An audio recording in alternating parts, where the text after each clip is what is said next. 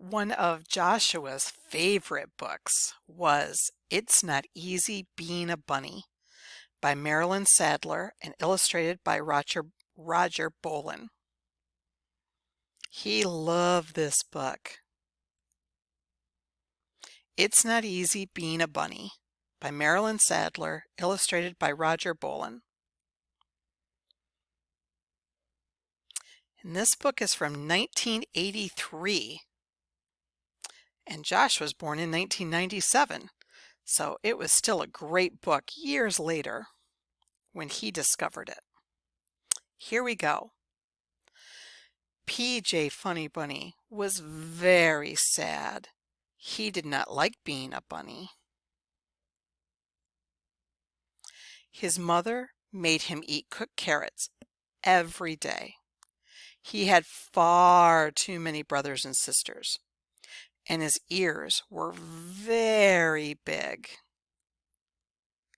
One day, PJ decided to leave home. "I don't want to be a bunny anymore," said PJ. "I want to be a bear." And PJ went to live with the bears. But when the bears went to sleep for the winter, PJ could not sleep at all. Living with the bears was not very exciting. So PJ said, "I don't want to be a bear. I want to be a bird." And PJ went to live with the birds. PJ liked being a bird until he tried to fly. So PJ said, "I don't want to be a bear or a bird. I want to be a beaver." And PJ went to live with the beavers. The beavers liked to work very hard. PJ did not like to work at all. So PJ said, "I don't want to be a bear or a bird or a beaver. I want to be a pig." And PJ went to live with the pigs. But the only thing the pigs liked to do was sit in the mud. So PJ said, "I don't want to be a bear or a bird or a beaver or a pig. I want to be a moose." And PJ went to live with the moose. Moo! But PJ could not make good moose calls. Moo! So PJ said, "I don't want to be a bear or a bird or a beaver or a pig or a moose. I want to be a possum." And PJ went to live with the possums. The possums liked to hang upside down, but hanging upside down gave PJ a headache. So PJ said, "I don't want to be a bear or a bird or a beaver or a pig or a moose or a possum. I want to be a skunk." And PJ went to live with the skunks. It did not take PJ very long to find out that he did not like living with the skunks.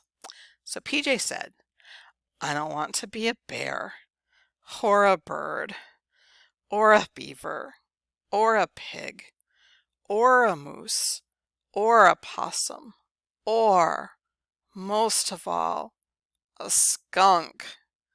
What I really want to be is a bunny."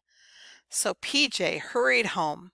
The funny bunnies were very happy to see him. PJ was very happy to see them. That night, PJ ate all of his cooked carrots and played with every one of his brothers and sisters. He was so happy to be a bunny again that he did not care that his ears were very big. "At least everyone can see that I am a bunny," PJ said, "and not a bear or a bird or a beaver or a pig or a moose or a possum, or a skunk. The end. If you stay tuned for a minute, I will grab another PJ Funny Bunny book. I don't think I have Josh's other favorite, which was PJ Funny Bunny Camps Out, but let's see what I can find. So I did find another PJ Funny Bunny book, The Very Bad Bunny. Let's see how this one goes. The Very Bad Bunny by Marilyn Sadler, illustrated by Roger Bowen. And this one is from 1984. I don't think Josh ever read this one, but let's check it out anyways. PJ Funny Bunny did not mean to be bad, but sometimes he could not help it. One morning he spilled pancake syrup all over the kitchen floor. His sister called him a bad bunny. PJ said he was sorry. He did not mean to spill the syrup. PJ did not mean to tangle up his brother's yo-yo either, or cut up the newspaper before his father read it. Oh, look. Oops. Oops. Those look like angry eyes. Or invite his friends to lunch without asking his mother. I'm sorry, said PJ, but PJ's mother sent him to his room anyway. That made PJ so angry. He threw his pillow out the window. This time PJ did mean to be bad. The Funny Bunnies could not believe it. They had never seen such a bad bunny. Then one day PJ's little cousin Binky came to visit. Now be good bunnies and go out and play, said PJ's mother. So PJ and Binky ran out to play.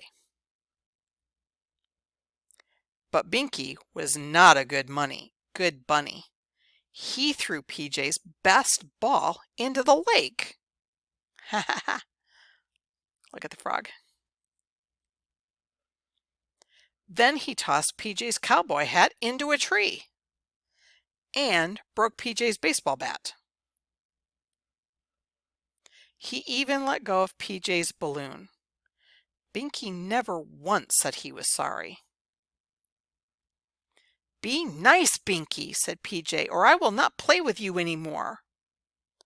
But Binky did not listen. He used PJ's crayons without asking and left them in the sun. What happens when you leave crayons in the sun? They melt. Then he took the wheels off PJ's bike. That does it, said PJ. I'm taking you back to the house. But Binky was just as bad in the house. First, he glued all of PJ's checkers together. Okay, it kind of makes me laugh. Then he ate the last cookie in the cookie jar. He painted bunnies all over the living room wall. He put his bubble gum on a chair, and he locked everyone out of the house.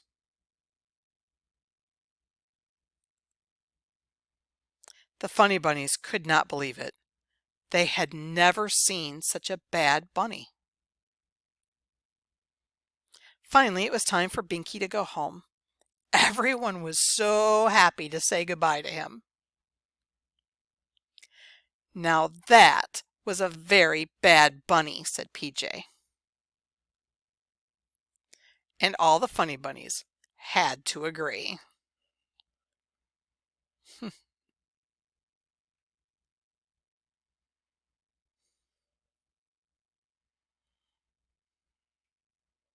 That was another good one, but I will need to find PJ Funny Bunny Camps Out just for Josh. I will do that. Until later.